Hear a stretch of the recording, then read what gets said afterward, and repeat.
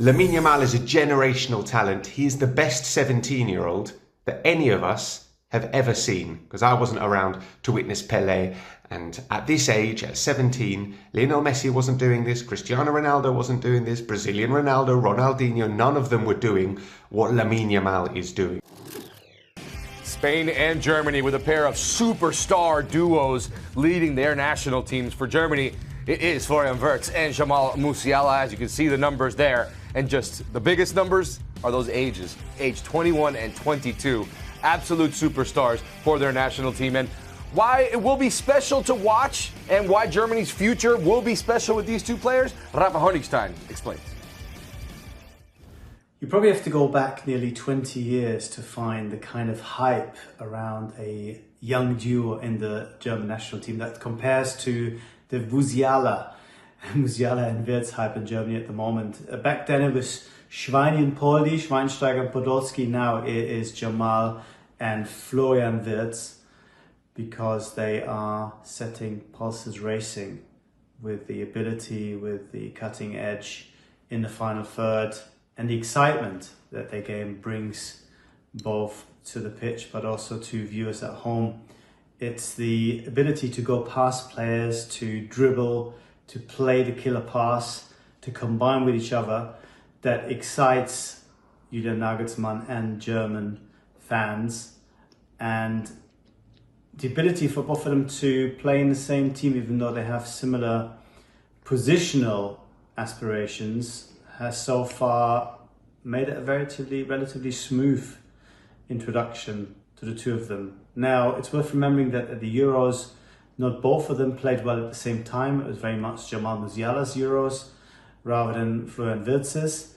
And in the Bundesliga season for Leverkusen, I think Wirtz probably just edges Musiala out. So there's still some way to go for the both of them to really gel and show what they have. And it's not easy fitting in two number 10s into a team that wants to have width and final third penetration at the same time.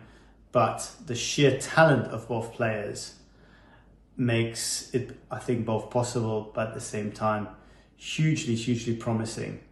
And it's going to be very, very exciting to see how they both develop and make this Germany team their own for the next best part of a decade or so. Thanks, Rafa. Interesting, right? Because you're talking about these two players. Jamal Musiala came along. He was going to be the superstar. So young.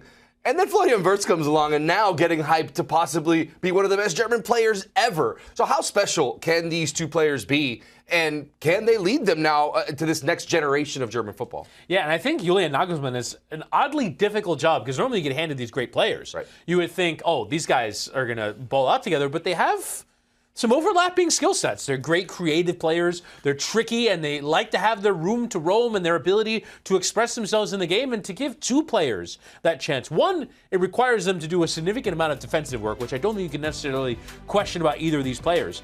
But two, it relies upon the both of them to say, you know what, maybe tonight isn't my night, or these 30 minutes aren't my 30 minutes, they're his 30 minutes. And so I think that for Nagelsmann, it's a very difficult job to get a system that also, by the way, doesn't really have that out-and-out number 9 either. They play with Kai Havertz up front for the most part. So they kind of need, and you look at this team, you have Havertz in that number 10. You can also pick him up front and play someone like Leroy Sané out in a white position, right, and have him involved. But it's a very difficult setup. Even in this right here, you're asking both of them to be wide men and create from those positions. Are those necessarily their best spots? So I think Nagelsmann is a very difficult job, but having watched them at the Euros at their best, he can make it work. And I think they can make it work. They're such good players that I think, given the current setup, I would say that they will be just fine.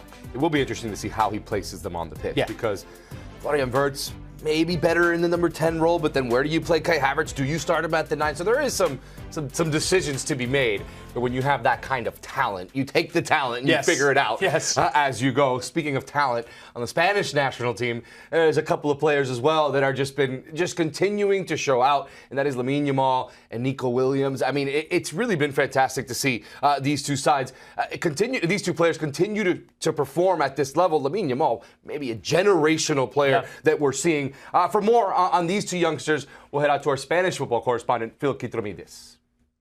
I think it's a really exciting time for Spanish football fans and for football fans as a whole with Lamine Yamal and Nico Williams.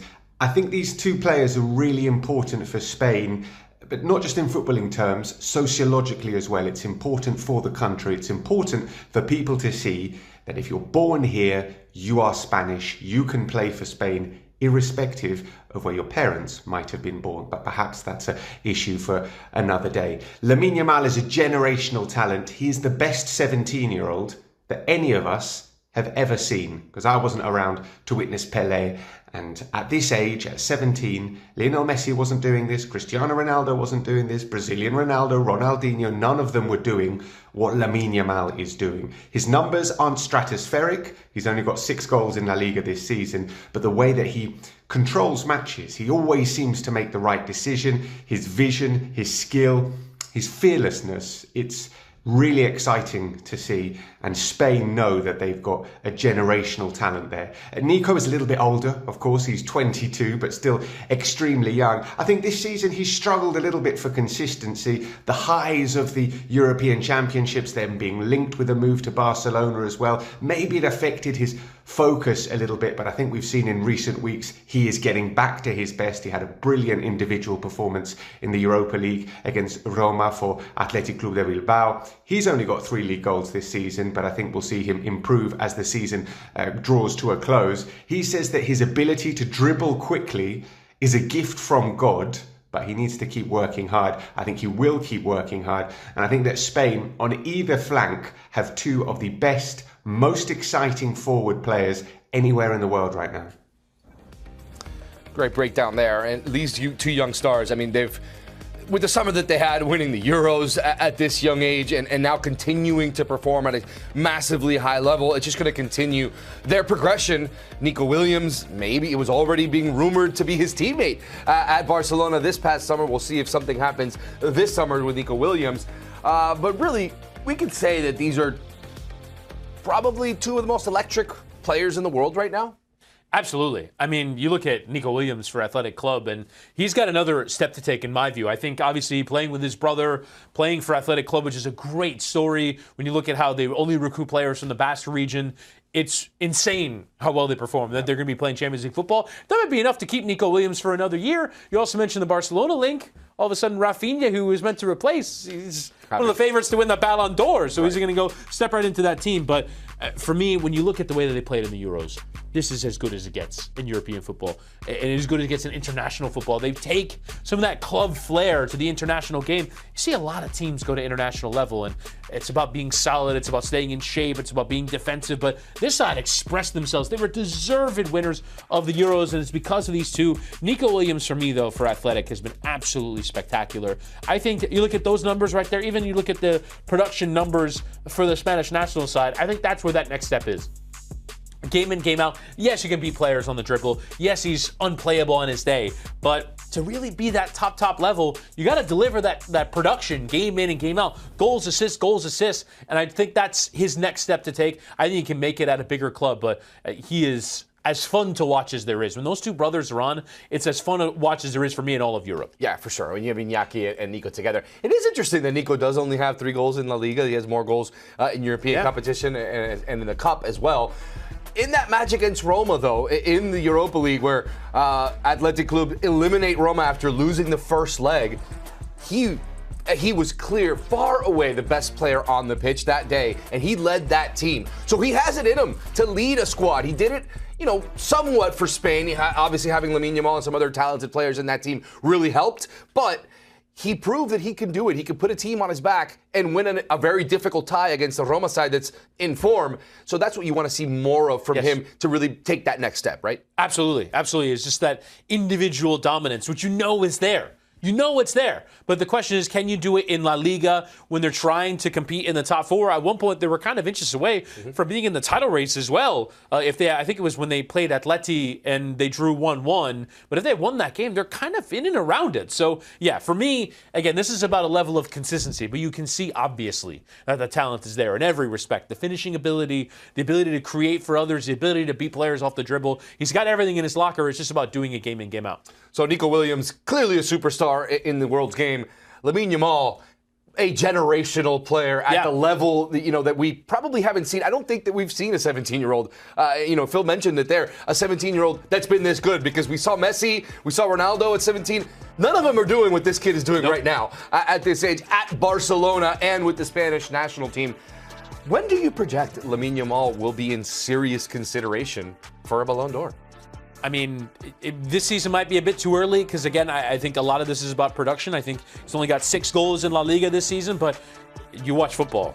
This is a top 10 player in the world right now, a top 5 player in the world right now. It's absolutely absurd what he's racking up. Not just, and this for me is kind of an interesting way to put it. It's not just about his individual performances or goals and assists and what he does in games. He's doing it in winning teams. Yep. He's doing it in teams that are handling themselves well on big occasions, that are performing business end of Champions League, business end of La Liga, and he is able to deliver top-level performances in those games. Just the level of talent, it's indescribable. It's indescribable to do these things at this age. You fear a little bit about the amount of minutes, the amount of games that he's playing, but how could a Spain manager, how could a Barcelona manager not pick him? It would be dereliction. It would be dereliction of your duty to try and win your next game to not pick him in the starting 11. So for me, Lamine Yamal is well on his way. He's already in the conversation for best player in the world, and it's frightening that there's more. Because at 17, you're only scratching the surface. And so what will he be at 20? What will he be at 23 when theoretically you're supposed to be jumping into those prime years? So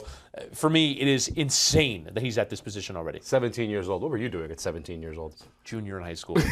I was doing this, but like for the in-school TV announcements. It's just a little different. The news of what's going on at the high school. Yeah, it was ridiculous. Well, I'm going to give you a difficult question to end on, because it's a virtually impossible question to answer. But you had to choose of these superstar duos from Germany and from Spain. Who are you taking?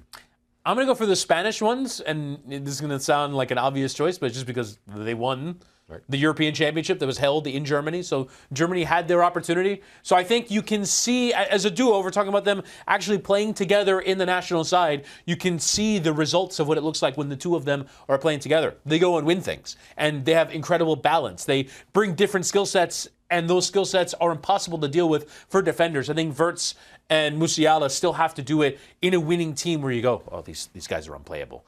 And that's how we felt about Spain in the summer. And so I think I'd give that edge just a little bit to the Spanish guys. I have to agree, especially when you have a 17-year-old doing it at this level. Yeah. All right, UEFA Nations League. Thursday, we have some fixtures. Croatia and France, Denmark and Portugal. And there are those two sides we were just talking about. Germany, as they'll be taking on Italy, and the Netherlands hosting Spain. Fantastic matches to come.